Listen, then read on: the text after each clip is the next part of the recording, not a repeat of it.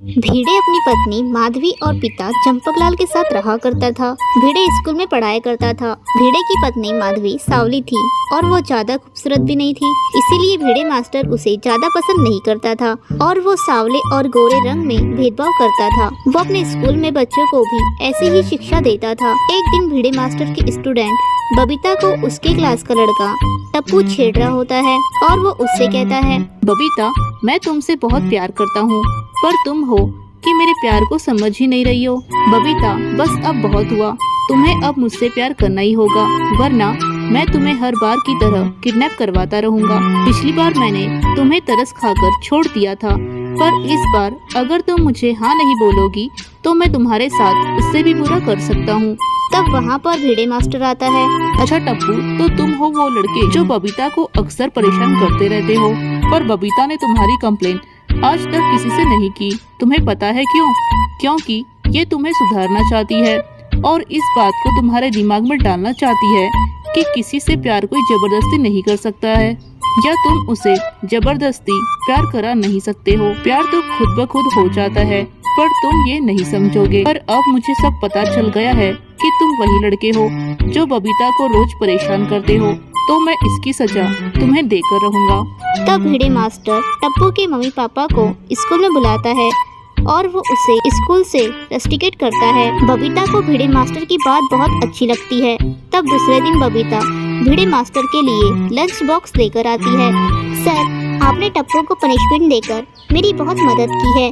मैं आपका ये एहसान कभी नहीं भूलूंगी। इसीलिए थैंक यू के तौर पर मैंने आज आपके लिए बहुत ही प्यार से लंच बनाया है। ये लीजिए सर, लंच बॉक्स, आप लंच जरूर कर लेना। फिर बबीता ऐसे ही रोज रोज भिड़े मास्टर के लिए लंच बनाकर लेकर आती है और वो भिड़े मास्टर को पसंद करने लगती है। एक दिन वो भिड़े मास्टर को प्रपोज करती है। सर, पता नहीं कब और कैसे मुझे आपसे प्यार हो गया है, इसीलिए आज मैं आपको अपने दिल की बात बताना चाहती हूँ। मैं आपसे बहुत प्यार करती हूँ सर, क्या आप मुझसे शादी करेंगे? अरे बबीता, ये तुम क्या कह रही हो? तुम्हें पता है ना, मैं शादीशुदा हूँ और वैसे भी तुम अभी बहुत छोटी हो। तुम्हारे लिए प्यार व्यार इम्पोर्टेंट नहीं होना चाहिए। तुम अपनी पढ़ाई पर ध्यान दो। नहीं सर, मैं आपसे प्यार करती हूँ, आपको मुझसे शादी करनी ही होगी, नहीं तो मैं अपनी जान दे दूंगी। नहीं बबीता, तुम ऐसा नहीं कर सकती। प्यार तो मुझे भी तुमसे हो गया है, पर मैं दुनिया वालों के डर से अपने प्यार का इजहार नहीं कर पा रहा था। तुम बहुत खूबसूरत हो बबीता, मैं अब तुमसे शादी करना चाहता हूँ। तब भिड़े मास्टर और बबीता शादी कर लेते हैं और भिड़े मास्टर शादी करके बबीता को अपने घर लेकर जाता है। ये क्या, आपने दूसरी शादी कर ली? हाँ माधवी, हम दोनों एक दूसरे से बहुत प्यार करते हैं, तो हमने शादी कर ली। ये तूने अच्छा नहीं किया बेटे। ये लड़की तो अभी बहुत छोटी है, पर तू तो बड़ा है, समझदार है, तो तू ऐसी गलती कैसे कर सकता है? हमें तुम्हारी शादी मंजूर नहीं है। तुम दोनों चले जाओ मेरे घर से। फिर वो दोनों अलग जाकर रहने लगते हैं और फिर ऐसे ही समय बीतने लगता है। बबीता अपनी पढ़ाई पूरी करती है और वो पढ़ लिख कर अफसर बनती है और वो एक दिन भिड़े मास्टर को छोड़कर चली जाती है। तब भिड़े मास्टर वापस अपनी पत्नी माधवी और पापा चंपकलाल के पास आता है। मुझे माफ कर दीजिए बापूजी और माधवी, मैंने बबीता से शादी करके बहुत बड़ी गलती की है।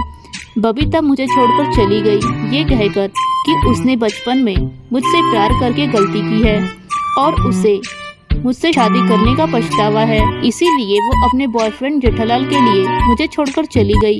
कोई बात नहीं बेटा, भले देर से ही सही, पर तुझे तेरी गलती का एहसास हो गया है। अब तू जो हुआ उसे भूल जा और अपनी पत्नी माधवी के साथ एक नई जिंदगी की शुरुआत कर। चंपकलाल जेठालाल की शादी उसकी मर्जी के खिलाफ एक गांव की लड़की दया से कर देता है। जेठालाल दया को बिल्कुल भी पसंद नहीं करता था, क्योंकि दया गांव से होने के कारण वो जेठालाल को उल्टे सीधे प्रश्न पूछकर बहुत परेशान किया करती थी। एक दिन दया जेठालाल से कहती है, सुनो जी, आज रात को खाने में क्या बनाऊं? ऐसा कर, तू आज खाने में मेरा सर बना दे। अच्छा, पर मुझे तो सर कैसे पकाते हैं नहीं पता। चलो कोई बात नहीं, मैं अपनी माँ को कॉल करके पूछ लूंगी। अरे गधेड़ी, तुझे जो पकाना है पका, मुझे ऑफिस जाने दे। और फिर जेठालाल ऑफिस चला जाता है। जेठालाल के ऑफिस में एक सहेली होती है, उसका नाम बबीता होता है। वो जेठालाल से कहती है, जेठा जी क्या बात है, आज आप मुझे बहुत परेशान लग रहे हो। तब जेठालाल बबीता को सारी बातें बताता है। अब आपको क्या बताऊं बबीता जी, मेरे बापूजी ने मेरी शादी मेरी मर्जी के खिलाफ किए हैं। वो मुझे बहुत परेशान करती है, वो मुझे जरा भी पसंद नहीं है। मन करता है मैं कहीं आत्महत्या कर लूं। अरे जेठा जी, बस इतनी सी बात।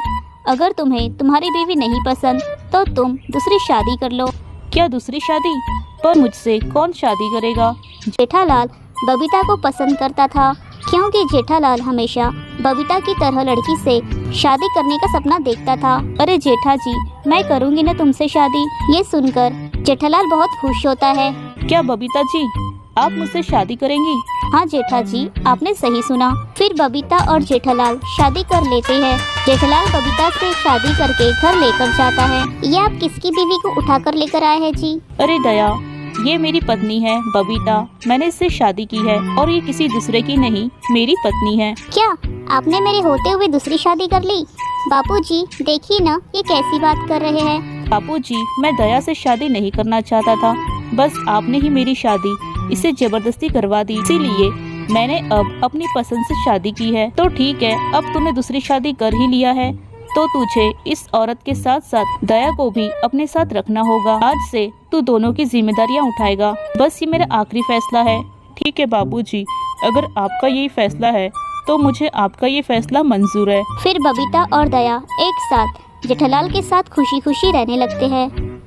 बबीता की शादी अय्यर नामी लड़के से हुई थी। अय्यर बहुत ही कामचोर था और वो बिल्कुल भी कमाता नहीं था और वो सारा दिन घर में रहा करता था। एक दिन बबीता अपने पति अय्यर से कहती है, तुम यूँ इस तरह कब तक कामचोर की तरह घर में बैठे रहोगे? तुम कहीं जॉब क्यों नहीं करते?